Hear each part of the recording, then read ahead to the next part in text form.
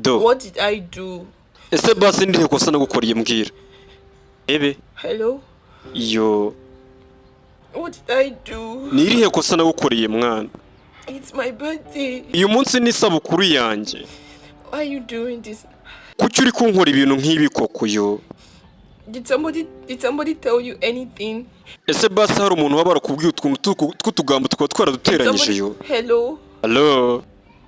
Are you a murderer? Uri umwicanyi mwana. Because yo. You want to kill me. Urashaka kunyica mwana, uri umwicanyi. Hari ukuntu boyfriend wawe mufitanye gahunda wenda ushaka kwirarira ku bakobwa bagenzi bawe, ababyeyi wabo bateguye ngo urabereka boyfriend ku isabukuru none igihe cyagera umukaritasi akagukwepa urebe. You want to kill me. Urashaka kunyica koko yo. Abatipe bo muri Kigali bakunda zaka kubeshya urukundo ukagenda gukunda kakujyana mu tubari akakuzana utuntu tw'udusiripurize twa hato na hato yamara kubomora nawe ukabuze ngo umutipe ngo arankunda ngo nzajye kumwereka ababyeyi. Panga igihe rero ushaka kumwereka ababyeyi uramukura hehe? Ntawe wamukura. Elina.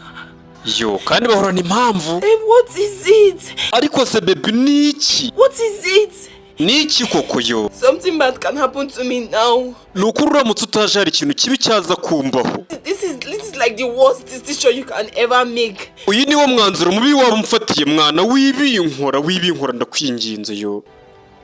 Urebe. Ibi ntabwo byakabaye bimbaho yo. Umuryango wakoranye umuhungu yanze kuza. Bimeze biteka turayongera hamagara. Babe, please. Babe ndakwinginze yo. Please, I'm going mad. Ibaza ariko mwana yo. I'm not thinking well. Ntago ndimo ndatekereza neza. Please, don't kill me, please. Ndakwinginze wingenza utya winyica urubozo yo. God.